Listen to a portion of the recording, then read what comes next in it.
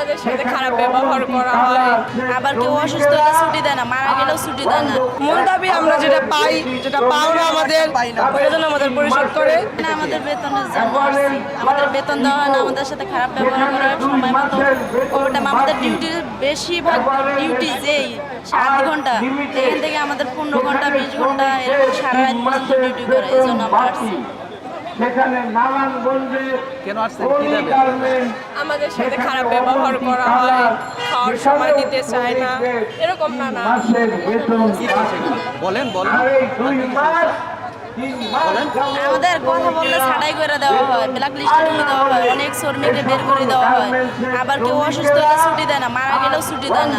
এই অবস্থা আমাদের পরিস্থিতি, এই জন্য আমরা এই জন্য আসছি এখানে। আমরা এখানে আসছি, দেখি সরকারে কি বলে, তারপরে অন্য পদক্ষেপ আমাদের নিতে হবে। আমাদের তো এই টাকায় সংসার চলে না।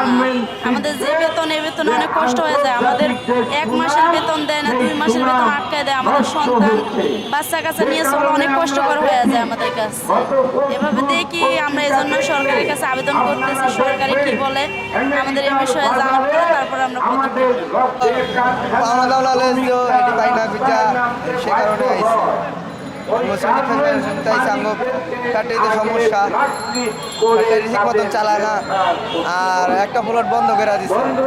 এখন 3টা প্লটে কাজ চলে, 3টা প্লটে কাজ চলে, অন্য বেচে জানি না হয়, সে কারণে আইছে। মূল দাবি কি আপনাদের? মূল দাবি আমরা যেটা পাই, যেটা পাওনা আমাদের, ওটা যেন আমাদের পরিশোধ করে, আমাদের দুর্নীতি না করে।